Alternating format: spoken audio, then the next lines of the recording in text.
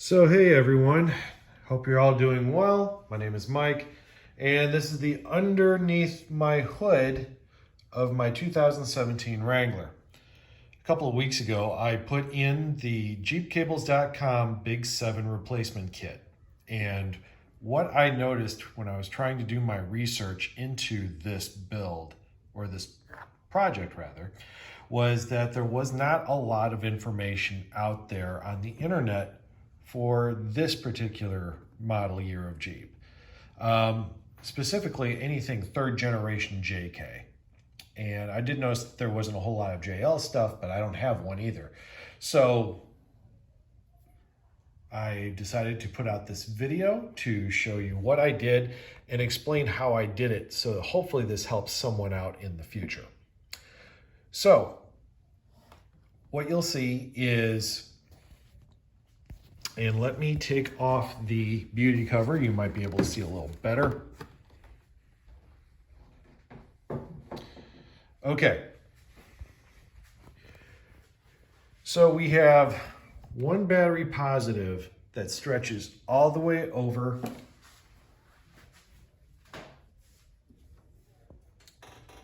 and runs down to my starter. I have one battery positive that attaches to a fuse where the OEM used a fusible link. JeepCables.com supplies a fuse which runs over to my alternator. And I have one more battery positive that stretches over to my PDC. Let's open this up real quick.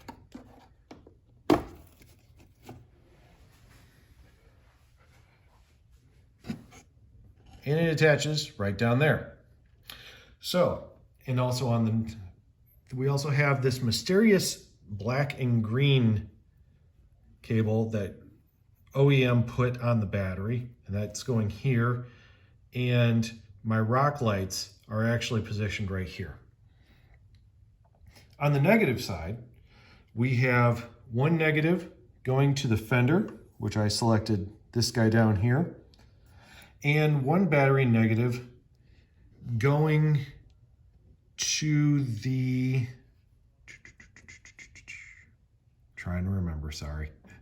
I got one battery negative going down to the engine block and a fender, or firewall rather, right over there. I don't know how well that's showing up on video. I got a lot going on here. One fender wall, and that's going down to the engine block as well. So my biggest issues with this project for the JK were, number one, we had to tackle the problem of where to put the grounds, because that wasn't very clear to me as far as where to go to the engine block.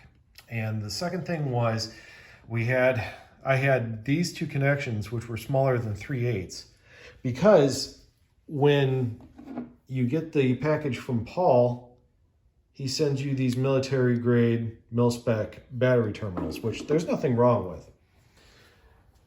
So I decided to go a different route with that. I ended up using these Moroso ones, and I'll include a link to where I got them on Amazon. Actually, I'm gonna have a little bit of a shopping list getting on Amazon. So, starting from the beginning, I did all of the positive connections first because they were probably the most clear-cut to do. With the most difficult of those being the starter, which is under the driver's side part of the engine. You go down below, and I probably don't have enough light to do this. Let's see if I can get my phone to... Yep, I can't. Yeah, I can't get my phone to do it, but it actually lives right under here on the engine. So you're gonna have to go digging for it. It's not too tough to get to, but I want you to keep a mantra in mind when you're actually detaching that cable from there, that patience and perseverance can piss a hole through a rock. You're going to need to do that. You're going to need to remind yourself of that several times when undoing that bolt and attaching the new cable onto it. Now, the starter we just covered. The alternator we also covered with that fuse that goes right there, and then it runs all the way over to there. And last but not least is the PDC, which is right there. And you will have to notch out the fuse box in order to get that in. Not a big deal. I also bent mine down to replicate what Jeep did on the factory one. You may not have to do that. Now, going over here to the negative side, and I want to focus specifically on the engine block connection here, and also the firewall to the engine block connection there. In order to get in there, and I did talk with Paul quite a bit about this. He was nice enough to give me a call to walk me through it. But we have these delightful little pop rivets like that every so often. And we also have some Christmas trees right there and there, and I think there's about 6 of them. And I know I have to replace 1 or 2. I also should have cleaned the Jeep before I decided to do this, but oh well. And I actually found out how to detach this the most efficient way through a Wolfstorm video. They are a manufacturer of fenders and fender liners. And what I've got here is a T15 bit, and that fits perfectly into the pin of the pop rivet. So you can punch that out and then just get a trim tool to remove the rest of it. Now you won't be able to reuse that. So I'm gonna put a link in the description where I found a assortment pack of specifically fender clips for Jeep OEM fenders. And it was cheap. I think with a fender tool or with a pry tool, it was 15 bucks.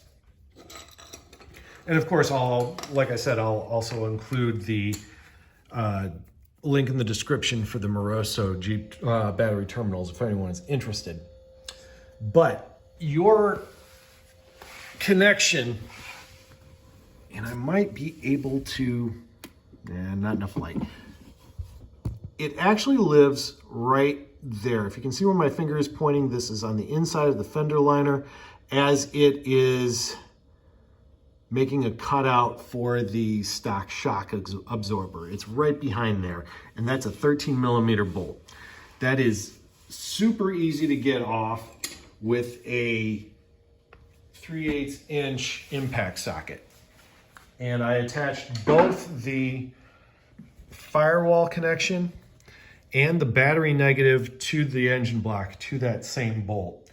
There was a second one down there, and it looked like it might have been holding a brake line. I'm not 100% on that, and honestly, I wasn't going to try an experiment where I didn't know where I was going.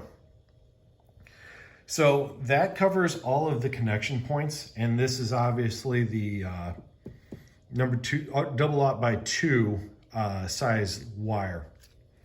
But a couple other things I want to mention. Number one, if you're looking through YouTube the way I did, you're going to see a lot of videos of YouTubers on TJs and XJs and YJs that did all this, and they've got fantastic results, but you'll see them actually rip out their wiring harnesses and chuck them on the ground. You're not going to be able to do this with the JK. You're going to have to cut the OEM lines. And I had to tape that back up because I tried taking that negative battery terminal or the positive battery terminal out of there. It's just not going to happen. So I wanted to make everyone aware that that is the case. Okay. And believe me, there is going to be no larger leap of faith than when you cut those battery connections. You better make sure you got your stuff down before you cut those. Please look before you leap. So getting back to the kit in general, I say it's fantastic. The only note I could have for the kit, and Paul, if you're watching this video, is for the 3.6, if you could make the PDC to positive battery terminal a little longer, say 3 inches, I think that would work great, because that one's the only tight one in the whole operation. And I'm not knocking you whatsoever for including mil-spec battery terminals. They would have worked great if it weren't for that guy, which, thinking back to our conversation, you mentioned just find another hot line somewhere and tie that into it, and I wasn't sure where to go with it, so that's what prompted these Morosos. But one other slight note. This was actually brought up to me by Suzanne, the leader of the Lowcountry Wranglers Facebook group. If you live in South Carolina, you own a Jeep, you better get on that group. It's just all there is to it. But she made mention to me a couple of weeks ago, rather, when I was starting to think about making this video, is to make sure that your battery connections are tight. All of them are tight. She has gotten several reports from off-road groups of rigs catching fire from faulty battery connections. So that's just something that's just good common sense, whether you're using yours as a grocery getter, daily driver, or a off-road vehicle. Any of the 3 of those, you just want to make sure you're good and safe when you take your beloved Jeep out for a spin. But getting back to tools that you can use, or you will be using if you did it my way, you'll need a hammer. You'll need that Torx bit that I mentioned, and a good extension. Use a socket wrench. If you have an impact gun, it will help. Just be careful. I also picked up, this is the leftovers from that kit that I mentioned. You've got Christmas trees here. You've got pop rivets here. And if you really wanted to take off the fenders, those are the fender shoulder clips right there. Another quick note before I wrap this up. If you were ever inclined to do your fenders, obviously now this would be a great opportunity. Unfortunately, that wasn't going to work out for me, but I don't want to think about taking these off and putting them back on over and over and over again to do what we're talking about doing. So that's about it. Obviously, I'm not a professional YouTuber by any stretch of the imagination. I just like to pass along information as I see it. If you've got any other suggestions for me, please leave them in the comments. I'm looking forward to talking to anyone who wants to talk to me. So hopefully that didn't sound as desperate as I thought it did. But yeah, go ahead and let me know if this works for you. Thanks again to Paul. I'm really happy with the kit. Jeepcables.com, you did a great job. I'm just hoping this video helps out someone else. Thanks. Have a great day.